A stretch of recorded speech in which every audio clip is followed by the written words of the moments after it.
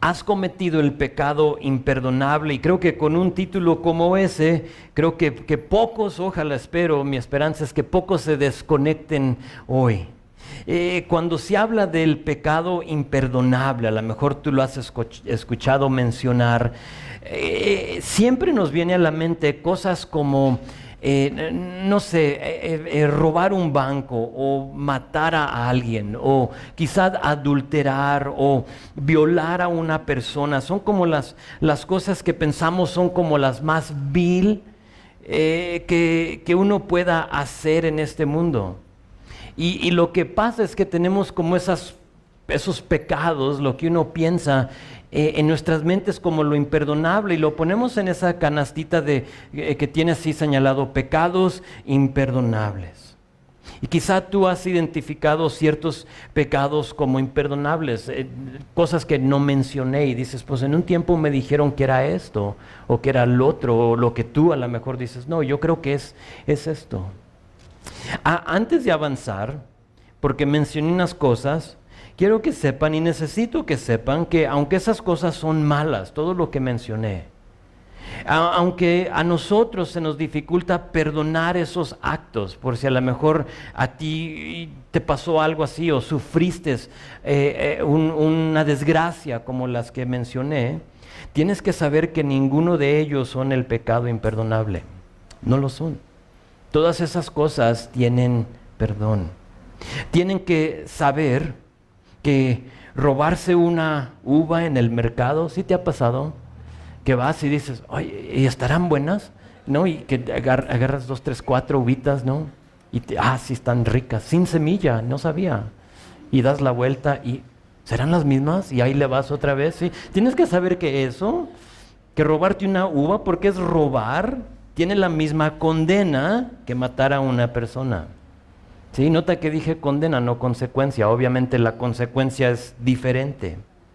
Pero ambos pecados tienen la misma solución, y esa solución es Cristo.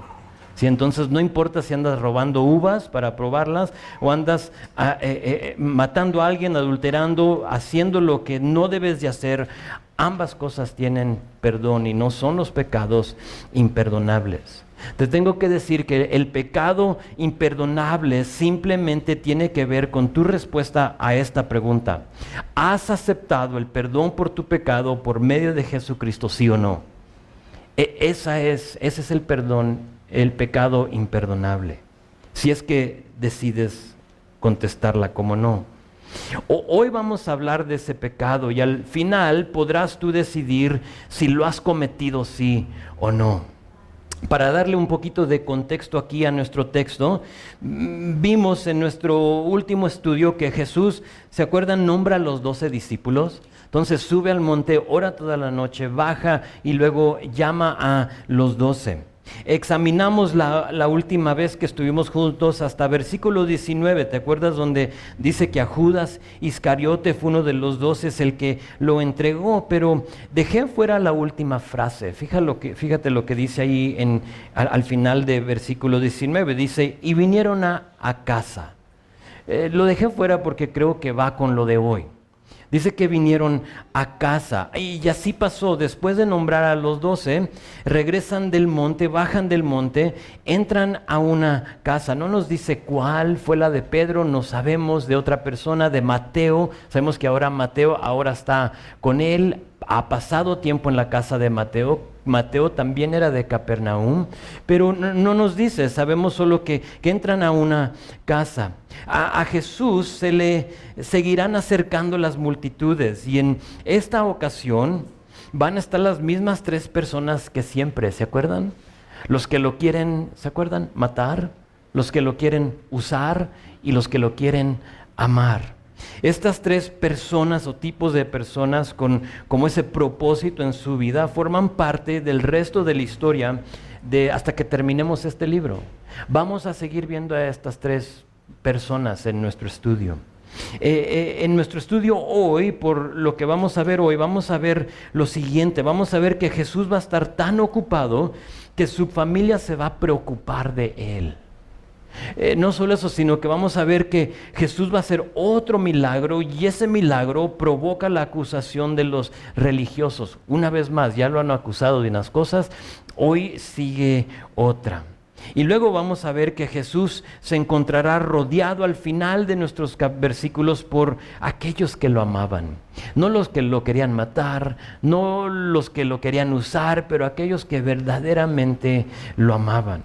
Y dentro de todo ello vamos a contestar esta pregunta del pecado imperdonable. ¿Cuál es? ¿Has cometido ese pecado?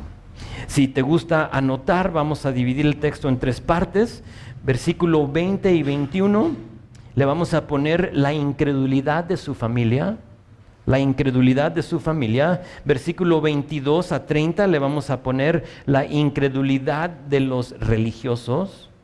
Y luego versículo 31 a 35, la credulidad de sus discípulos.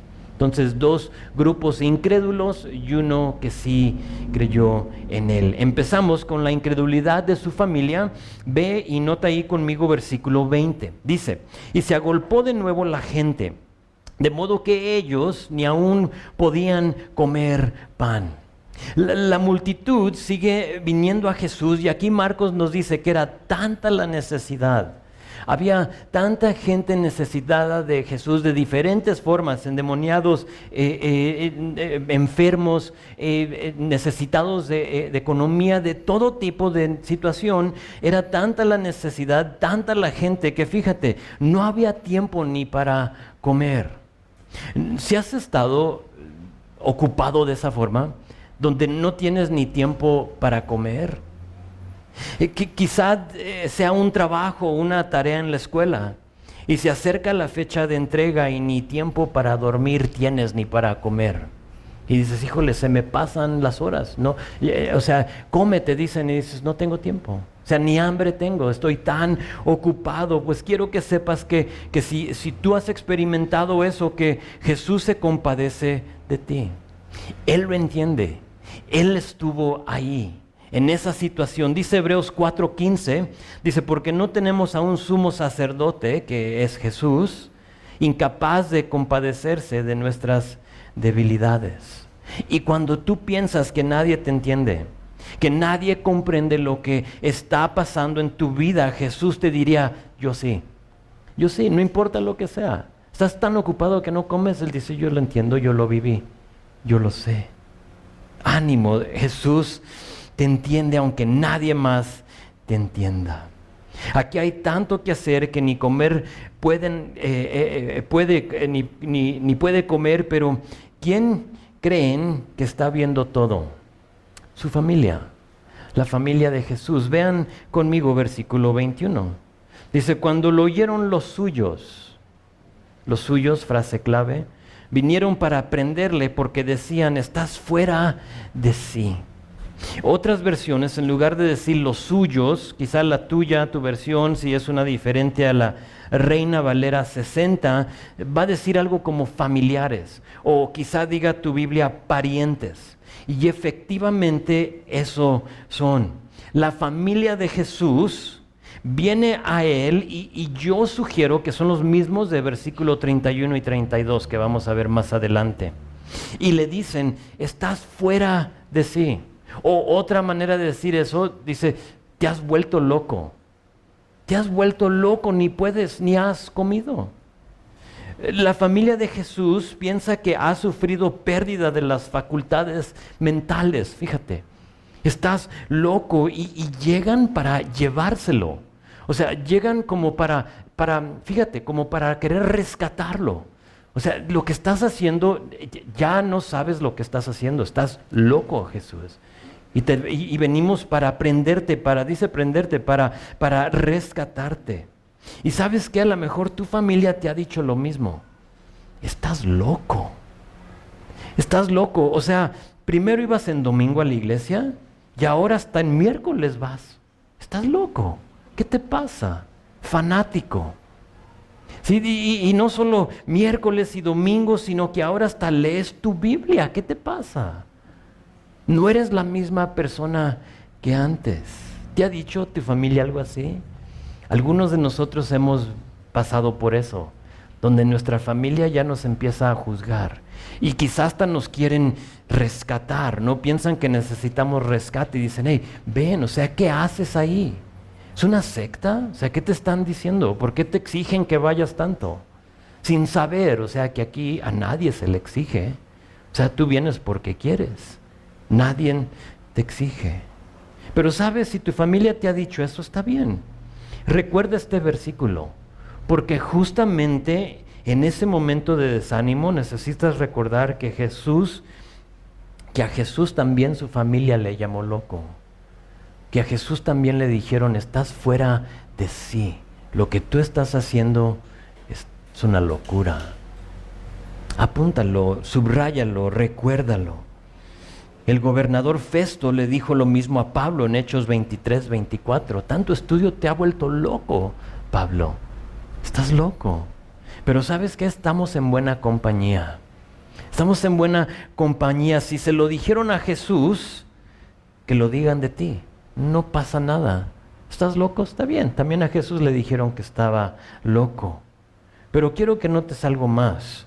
Notes que lo que viene a ser su familia, lo que le pide la familia de él, querer prenderlo, que no lo mueve. Lo que le dijeron no lo mueve. Nota que no le responde, no averigua con ellos, simplemente deja que hablen. Y a veces creo que nos conviene a nosotros que no digamos nada. Tú simplemente escucha y está bien. ¿Por qué? Porque la gente va a pensar lo que quiere. Y no trae caso en estar averiguando con los demás, discutiendo con la gente. Ahora, también quiero que sepas que Jesús les había dado razón para creer que estaba loco. O sea, han estado observando su vida. Y fíjate, han visto en la vida de Jesús que primeramente dejó el negocio de la familia. Que no todos hacían. O sea, en este entonces era tu sustento, era como tú ibas a proveer por tu familia. Y Jesús deja ese trabajo de la familia y se aleja. No solo eso, sino que empezó a hacer milagros que no se habían visto. Y porque había aquellos que lo acusaban ahorita vamos a ver, de estar endemoniado él mismo, la familia también empezó a dudar de él. O sea, ¿estará loco? O sea, ¿realmente está expulsando? ¿Sí o no? No solo eso, sino que tuvo que estar loco, yo creo pensaban, por los 12 que escogió. O sea, imagínate a un cananeo, a un celote, que lo conocían como un asesino, a un recaudador de impuestos, a pescadores. O sea, fíjate las personas con quien se rodeó Jesús, y tú y yo diríamos lo mismo, está loco. Ya se le botaron las canicas, se le fueron las cabras al monte, o como a ti te guste decirlo. Está loco. Y si no era suficiente, nos dice el texto aquí que ya ni comía. Y no sé tú, pero para cada mamá mexicana sabemos que esa es como la vara para medir. Si no comes, algo está mal contigo. Que cada vez que vamos a visitar a mis papás, llegamos y ¿ya comiste? ¿Ya comieron? Sí, mamá, ya comí. ¿Come otra vez? No, ya está en la estufa. O sea, come. Y si tú dices que no, ¿estás bien? O sea, que te sientes mal del estómago y no, estoy bien, mamá. Pero es eso, o sea, ya ni comía y por lo tanto, como cada mamá mexicana, hey, ya estás loco, ya no eres el mismo. Pero ¿saben qué? Aparte de eso, algo más está pasando aquí. Lo que estamos viendo aquí en estos versículos es la incredulidad de su familia. Su familia forma parte de aquellos que ven pero no creen. Están viendo todo lo que Jesús está haciendo pero no creen. Juan capítulo 7 versículo 5 nos relata que ni aún sus hermanos creían en Él. No creían. No va a ser hasta después de su resurrección que su familia iba a creer. Y por lo tanto, ¿qué crees? 2 de sus medios hermanos escriben libros en la Biblia, Santiago y Judas, medios hermanos de Jesús. Pero en este momento hay una incredulidad en la familia de Jesús. Está loco. Y ánimo, porque a veces así nos ve nuestra familia. Está bien, no digas nada. Tú nomás sigue adelante con lo que Dios te ha llamado a hacer. Entonces, esa fue la incredulidad de su familia. Seguimos con la segunda división, que es la incredulidad de los religiosos. Esta es la porción como más larga de nuestro estudio hoy. Y empezamos con verso 22. Dice, pero los escribas que habían venido de Jerusalén decían que tenía a Belcebú, y por el príncipe de los demonios echaba fuera los demonios. Ahora, Marcos no lo comparte, pero Mateo sí, que es el pasaje paralelo a este en capítulo 12, y nos dice que en este momento fue traído a Jesús un endemoniado. Este endemoniado estaba ciego y mudo, y que Jesús lo sanó de tal manera que ahora este endemoniado veía y hablaba. Entonces, ese es como el contexto, es importante saberlo. Por eso es que están diciendo esto de él, porque si solo lees Marcos, entonces dices, ¿y de dónde salió eso? O sea, ¿a quién está expulsando? Pues, esa sanación de este endemoniado provoca que la gente, ahí nos dice Mateo, que empieza a preguntar lo siguiente. Fíjate, ¿será este aquel el hijo de David? Y entonces la gente está preguntando, y eso es importante porque sabiendo eso, sabiendo que la gente ahora tiene una pregunta en sus mentes, ¿y será Jesús el hijo de David? Ahora sí entendemos por qué dicen ellos que Jesús expulsaba demonios por Belcebú. Por fin la gente está entendiendo, por fin a la gente les está cayendo el 20 de quién es Jesús, y están preguntando, ¿será el hijo de David? Ahora, no hijo biológico, obviamente sabemos, pero cuando se habla del hijo de David está hablando del linaje, se está hablando del Mesías al que todos esperaban. Sabían los religiosos y los escribas y los saduceos, todos los que habían estudiado la Torá, sabían que el Mesías iba a venir del linaje de David y por lo tanto hijo de David. La gente está entendiendo, porque recuerda que hasta este punto solo los que lo querían matar, usar y amar, y los que lo amaban eran pocos. La mayoría quería simplemente usarlo, pero por lo que está sucediendo, ven que Jesús sigue haciendo esto, más las palabras que Él les está diciendo. La gente está entendiendo que Jesús es Dios encarnado. Están entendiendo que Jesús es el prometido, y siendo que los religiosos no creían, porque sabemos que hasta este punto no han creído, hacen algo súper necio. Fíjate lo que hacen ahí en ese versículo. Lo acusan de echar fuera a Satanás por Satanás. Satanás por Satanás. Belcebú, tienes que saber, es el señor de las moscas. Ese era el dios de las moscas. No solo el dios de las moscas, sino que tenía también el nombre como el señor de la casa. Era un dios de los ecronitas.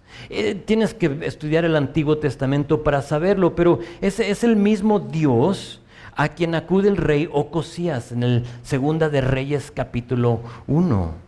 Él se cae de una reja de una ventana y se hirió, y por lo tanto busca a alguien. En lugar de buscar a Dios, el rey Ocosías busca a Belcebú, el rey, el dios de la casa. Y esta acusación era tan absurdo, era tan fuera de lo común, que por no creer, ahora eso es clave, por no creer, segunda vez que lo digo, por no creer, se inventan la primera cosa que les viene a la mente. Está echando fuera demonios por Belcebú. O sea, está echando demonios Satanás por Satanás. O sea, ¿sí ves lo absurdo que es? O sea, no puede ser. Ahora vean lo que sigue, verso 23. Y habiéndolos llamado, les decía en parábolas: ¿cómo puede Satanás echar fuera a Satanás? Exacto. Si Jesús estaba aliado con Satanás, ¿por qué lo va a echar fuera?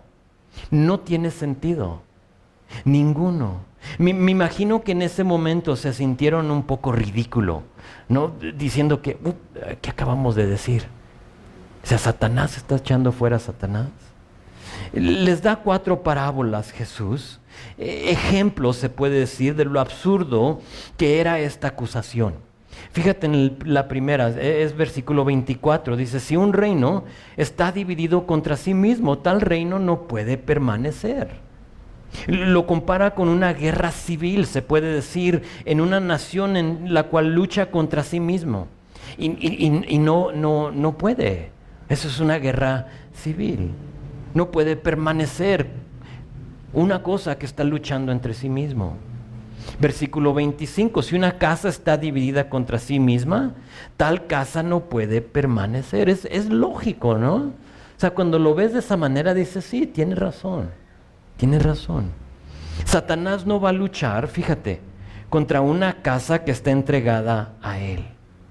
Un hogar que a lo mejor no tienes el ídolo ahí de Satanás, pero una casa que no está entregada a Jesús, una casa, un hogar que no vive para Jesús, está aliada con el enemigo. Pero fíjate, al momento que una persona se convierte, aguas. A lo mejor lo has experimentado en tu casa. Tu casa era una casa idólatra. Era una familia que no estaba ubicada espiritualmente, se puede decir. Pero algo sucede en tu vida. Pienso en un niño. En la escuelita bíblica del verano, llegó un niño, no recuerdo cuántos años, ahorita está en la clase. Llegó y él lo sabe, entonces no es algo, no te estoy como chismeando. Pero era aquel niño que después del primer día nos reunimos y dijimos, ¿qué vamos a hacer con él? O sea, le decimos que ya no venga. O sea, está como, es un niño problemático. Pero ¿qué crees? No fue el punto, porque la escuelita fue justamente para que niños como él lleguen aquí. Y llegó y siguió viniendo y vino toda la semana, se memorizó los versículos y ¿qué crees? Desde ese día no ha fallado. Aquí está, lo trae su familia. Ahora, no viene su familia.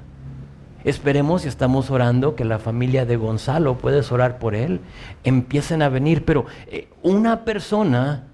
cuando una persona se entrega a Dios al 100, y ya sé lo que está haciendo Gonzalo, es de venir, de estar, de permanecer, aguas, porque ahora sí esa casa ya está dividida. Pero cuando no está, no pasa nada. Satanás no va a echar fuera a Satanás. No va a haber problemas demoníacos en tu familia. ¿Por qué? O sea, estás aliado a él. Pero después aguas. Si se divide, por lo tanto no va a permanecer. Verso 26, y si Satanás se levanta contra sí mismo y se divide, no puede permanecer, sino que ha llegado su fin. O sea, no puede. Y luego una última parábola o ejemplo, versículo 27, ninguno puede entrar en la casa de un hombre fuerte y saquear sus bienes si antes no le ata, y entonces podrá saquear su casa. Interesante que aquí usa el ejemplo de una casa. ¿Te acuerdas que Belcebú es el dios de qué? De las moscas, pero también de la casa? Interesante que Jesús aquí usa ese ejemplo de una casa 2 veces. Y de este versículo 27 se ha dicho lo siguiente, porque aquí nombra a ciertas personas. Fíjate, habla del hombre fuerte. El hombre fuerte es Satanás. El hombre fuerte es Satanás. Los bienes somos tú y yo, y la casa es el mundo. Entonces, si lo lees de esa manera, te das cuenta que ninguno puede entrar a la casa de un hombre fuerte, no puede entrar a la casa de Satanás y saquear sus bienes, quitarle lo que es de él, sin antes no le ata. O sea, alguien tiene que venir a atar a ese hombre fuerte. Y entonces podrá saquear su casa. ¿Cuál es su casa? El mundo. Jesús les está diciendo lo siguiente: yo he venido a esta casa, a este mundo, para atar a Satanás y arrebatarle toda persona que tiene bajo su poder y su engaño. Eso es lo que le te está diciendo con ese versículo. Yo he venido. Lo que podemos aprender de este versículo 27 es lo siguiente. Uno, es que hay quienes están secuestrados por el enemigo. ¿A poco no? Hay unos, aquí nos dice, está el hombre fuerte y tiene sus bienes, y hay aquellos que lamentablemente están secuestrados. Pero dos, hay uno que vino para rescatar a esas personas. Lo conocemos como Jesús. Y tres, no tienes que vivir bajo el poder de Satanás, porque con la muerte y resurrección de Jesús, Él ya lo ató. La victoria ya es de Él. No tienes que preocuparte o decir es que estoy bajo de Él. Toma una decisión. Y ese es el punto, porque se escucha muy simple. Solo tengo que decidir, sí. Pero ¿qué crees? No toda persona va a creer que Jesús es la solución. Y por lo tanto, tú dices, tú testificas, tú vives una vida que representa a Dios, a su amor, a su gozo, a su paz.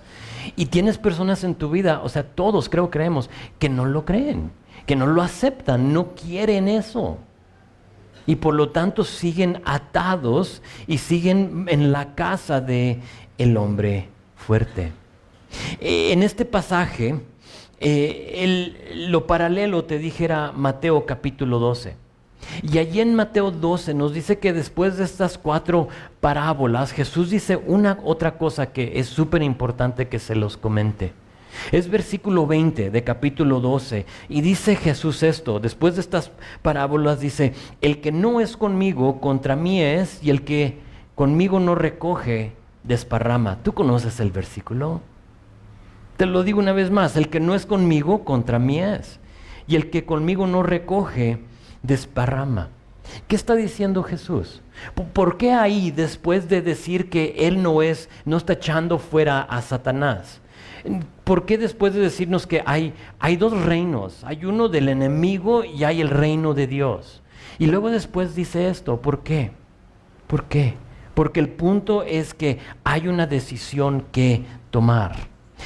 Tienes 2 opciones, o con el enemigo o con Dios. Y tienes que tomar una decisión. Dios no echa fuera a Dios y Satanás no echa fuera a Satanás. Es imposible. Pero el que no está con Él, contra mí es, dice Jesús. Y si tú no estás recogiendo con Él, entonces automáticamente estás desparramando. Ya que saben eso, Jesús básicamente les está preguntando ¿de qué lado estás? ¿A cuál lado estás? ¿A quién vas a elegir? Les está diciendo. Porque recuerda, le acaban de acusar de algo absurdo. O recogen o desparramo. ¿Sí me explicó? ¿Sí ven lo que está pasando? Ahora esto es súper importante por lo que está por suceder. Ahora también hay que entender que los está preparando para lo próximo. Toda la palabra es buena y es eficaz. Y cada versículo tiene que ver algo y es importante. Y por lo tanto lo que estamos viendo es para lo que viene, que es lo bueno. Y por eso es que le tenemos que poner tanta importancia al contexto del texto. Tenemos que asegurarnos que veamos todo este pasaje en sí, porque si tomamos solo los próximos versículos, alguien te va a engañar o tú te vas a autocondenar por algo que tú vas a decir es el pecado imperdonable. Llegamos a ese texto, por eso no se vale tomar estos próximos 3 versículos sin primero haber visto los previos. Para que tú no te autocondenes o para que tú no pienses que has cometido el pecado imperdonable. Ahora sí ya sabemos, si entramos y nos acercamos a versículo 28, 29 y 30, sabiendo que hay una decisión que tomar. Verso 28. De cierto os digo que todos los pecados serán perdonados a los hijos de los hombres y las blasfemias cualquiera sea que sean. Pero cualquiera que blasfeme contra el Espíritu Santo no tiene jamás perdón, sino que es reo, o esa palabra es sujeto o digno de juicio eterno. 2 versículos súper pesados.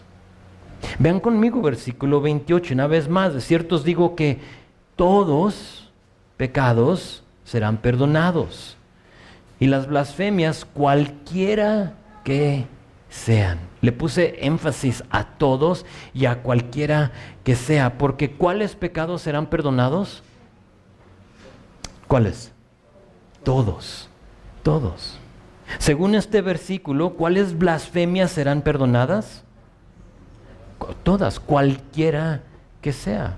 Hasta ahí vamos bien, ¿sí? Ok. No se me pierdan. Esto me da a entender, si es todos y el cualquiera que sea, me da a entender que no hay pecado o blasfemia que no tenga remedio. Amén. A lo mejor para algunos de ustedes respira y dices, porque tengo un secreto que nadie sabe. Tienes que saber que sea lo que sea, hay perdón, hay remedio para ese pecado. Ahora, ¿cuál es el remedio? Aceptar a Cristo. Dejar que Cristo lo perdone. Jesús le dijo al paralítico, recuerda en capítulo 2, hijo, tus pecados te son perdonados. Y ese es el problema que tienen los fariseos con Jesús, que Él perdona pecados. Jesús perdona pecados. Entonces vemos que hay un problema. Pecado y blasfemia, ¿sí? Y entonces problema, pero también tenemos solución. La muerte y la resurrección de Jesucristo. Pero no solo eso, sino que ahora tenemos una decisión. ¿Sí o no? ¿Lo aceptas, sí o no? Y esto es importante porque muchos vivimos bajo la condena de nuestro pecado, pensando que hemos cometido el pecado imperdonable. Y nos seguimos nos seguimos condenando por lo que hemos hecho. En Cristo todo pecado ha sido perdonado, solo que nos queda versículo 29. Vean una vez más, dice, pero cualquiera que blasfeme contra el Espíritu Santo no tiene jamás perdón, sino que es reo digno de juicio eterno. Hay solo una cosa que no puede ser perdonada, y eso es no recibir el perdón de tu pecado. Esa es la blasfemia contra el Espíritu Santo. ¿Por qué el Espíritu Santo? ¿Por qué no la blasfemia contra Jesús o la blasfemia contra Dios? Te tienes que hacer la pregunta porque hay una respuesta. ¿Se acuerdan Juan capítulo 14? Es durante ese tiempo que Jesús aparta a sus 12 discípulos antes de ser arrestado, ir a la cruz por nuestros pecados, y ahí en Juan capítulo 14 está reunido solo con sus discípulos y les habla dentro de muchas cosas del Espíritu Santo. Y les dice que el Espíritu Santo mora con ellos y que el Espíritu Santo estará en ellos. Está con nosotros para llevarnos al arrepentimiento. Se lo explicaba a una persona esta semana que no conocía nada de Cristo.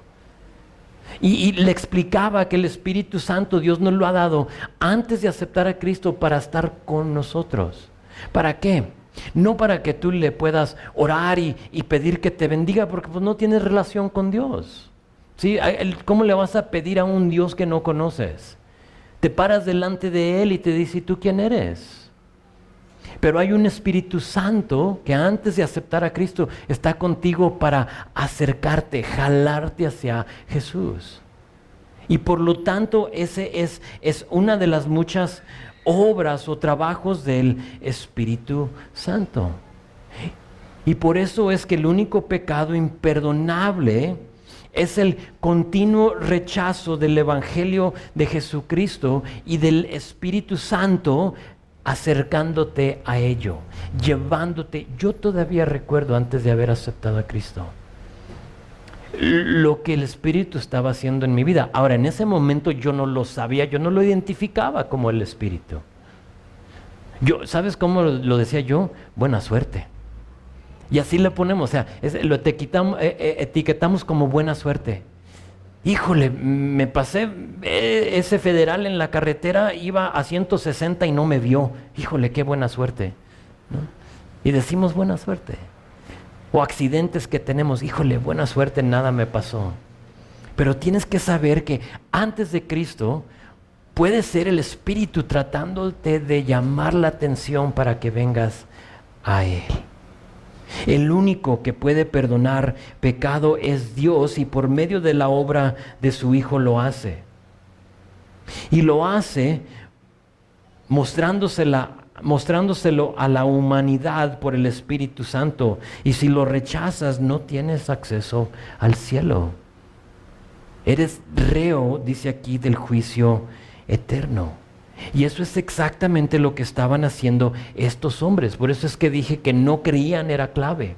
No habían creído, no habían aceptado lo que Jesús había hecho o estaba en este momento por hacer por ellos. Pero ¿qué creen? Vean verso 30.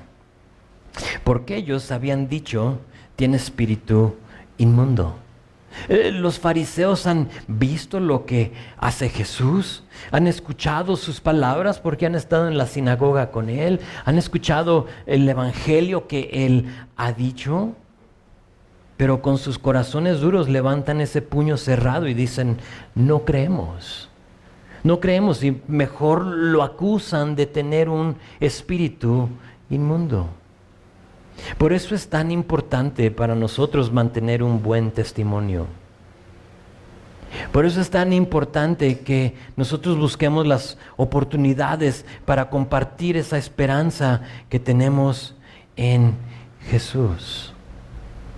Nunca sabemos cuándo es el último día de tu vecino, o de tu pariente, o de tu compañero del trabajo. Y hay de nosotros si nos sorprende y decimos, híjole, el vecino falleció de veras, sabiendo que no hemos sido buen testimonio, que en lugar de bendecirle, lo hemos hostigado, o hemos perjudicado su vida, o hemos hecho otras cosas. Ahora, van a haber personas que responden como los escribas y los fariseos, claro. A lo mejor es tu vecino, a lo mejor es tu pariente. Siempre las habrá, pero nunca sabemos cuándo sea el día de salvación para ellos. Y por lo tanto aquí Jesús les está diciendo, el único pecado imperdonable es el rechazo continuo de mi Espíritu Santo.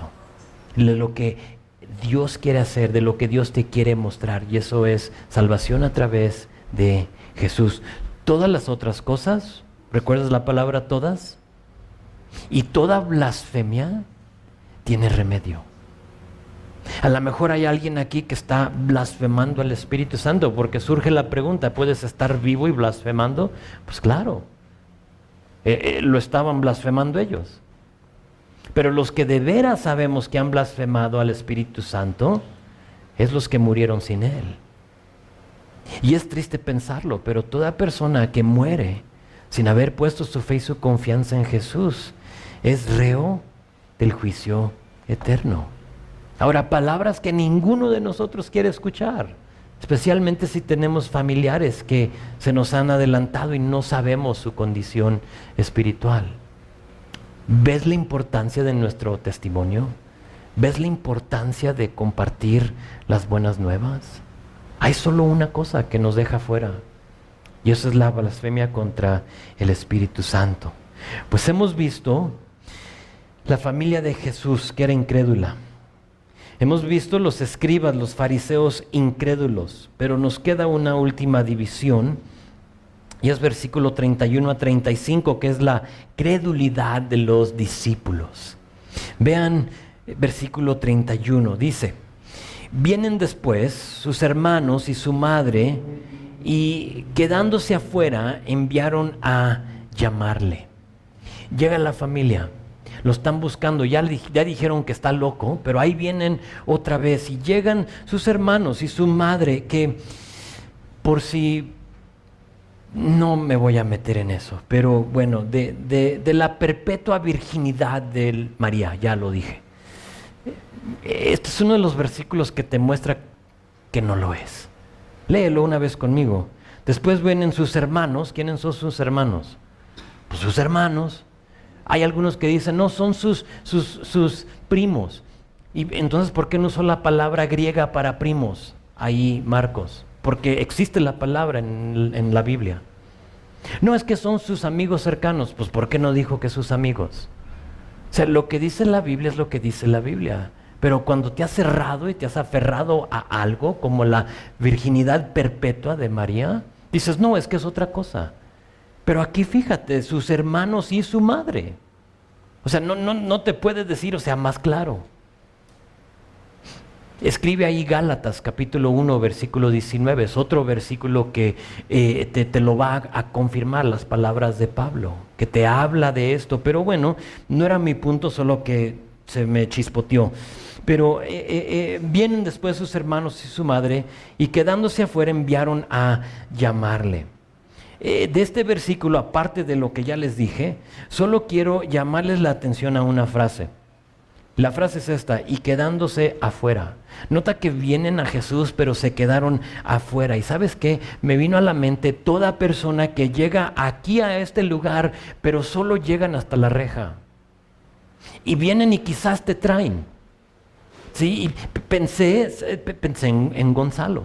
Llega su papá y lo deja, pero no va a entrar a la reja. ¿Sí? Llega y lo trae, y esas personas que vienen, pero no entran. Y a veces es soberbia, otras veces puede ser pena, les da pena para entrar. Otras veces puede ser la simple falta de humildad en su vida. Pero sea lo que sea, estas personas no se atreven a entrar, y si no se atreven a entrar, jamás se van a dar cuenta de lo que hace Jesús. Porque te das cuenta de lo que hace Jesús en su palabra, y por eso le ponemos importancia a ella. Yo les he dicho, no somos un club social, no estamos aquí para recaudar fondos, no estamos aquí para ninguna otra cosa más que para saber quién es Jesús. Pero si no entras, ¿cómo vas a saber? La familia de Jesús lo busca, se quedan afuera, no quieren ver lo que está haciendo, y eso para mí es increíble. Mejor, ¿le puedes hablar a Jesús? Pero bueno, están buscando a Jesús y vean qué pasa, verso 32. Y la gente que estaba sentada alrededor de él le dijo, tu madre y tus hermanos están afuera y te buscan. Ahora nota la respuesta de Jesús. Él, versículo 36, respondió diciendo, ¿quién es mi madre y mis hermanos? Y mirando a los que estaban sentados alrededor de él, dijo, he aquí mi madre y mis hermanos. Mateo 12, de nuevo el pasaje paralelo, dice que Jesús en ese momento donde dice mirando a los que estaban sentados, dice que extendió su mano hacia sus discípulos y dijo, he aquí mi madre y mis hermanos. Específicamente cuando Jesús dice que esa es su familia, está hablando de los 12. ¿Por qué los 12? Porque son los que lo han amado, son los que Él ha escogido, son dentro de todos los que realmente se han entregado a Jesús. Eso es clave. A esas personas Jesús llama su familia. Ahora, otra cosa, tenemos que entender que Jesús no le está faltando respeto a su mamá y a sus hermanos. O sea, así se ve, ¿no? O sea, ¿quién es mi madre y mis hermanos? Depende qué énfasis le das a lo que tú lees, ¿sí? Porque si le pones un énfasis así como, pues, ¿quién es? Mi madre y mis hermanos, como con un lamento, cambia todo. Pero si le dices, pues ¿quién es? O sea, ¿quiénes son? No son ellos.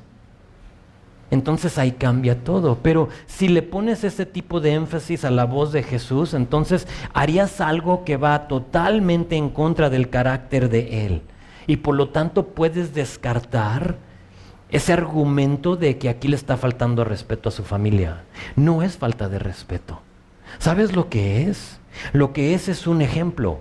Jesús lo que está haciendo, está aprovechando la oportunidad para usar la escena, lo que está sucediendo, como una ilustración, como un ejemplo de algo más allá que Él nos quiere decir.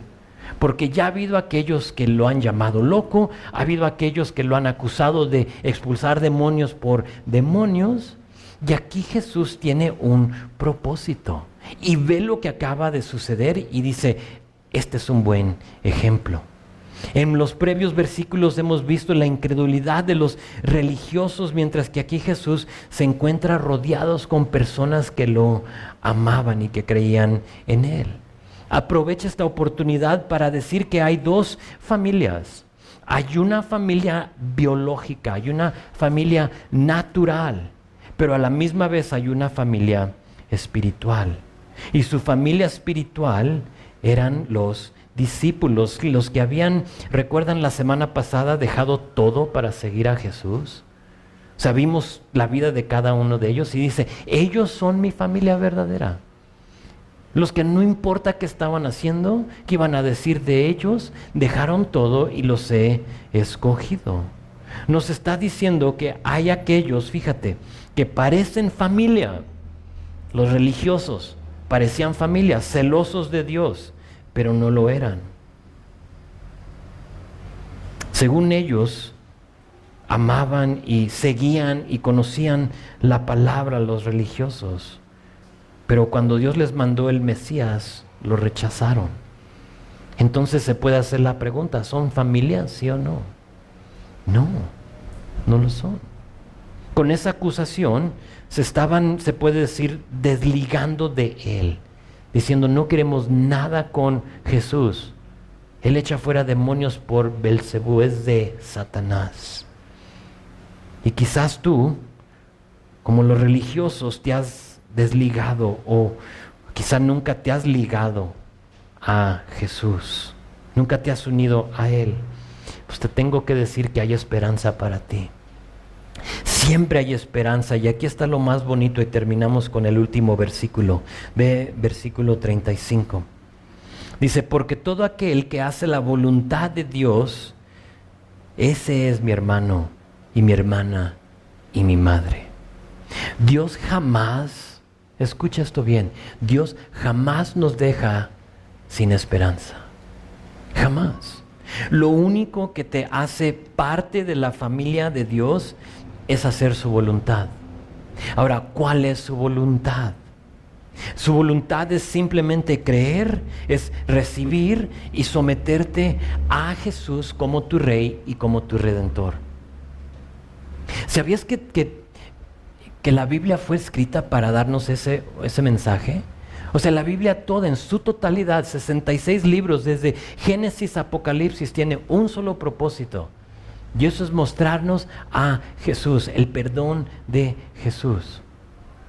En un tiempo yo decía que la Biblia tiene la respuesta para toda tu situación y circunstancia, pero ¿sabes qué? No es cierto. Dices, achis, ¿cómo?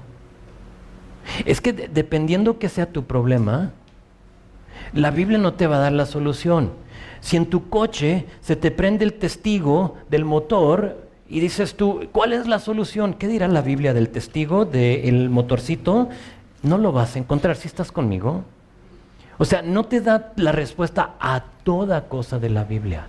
Pero lo que hace la palabra de Dios es que te muestra a Jesús para que tú recibiéndolo, checa, para que tú recibiendo y sometiéndote a Él, ahora puedas ser más en la imagen de Jesús, que por lo tanto te lleva a enfrentar cualquier situación en tu vida como Jesús lo hubiera enfrentado. Entonces es algo muy diferente.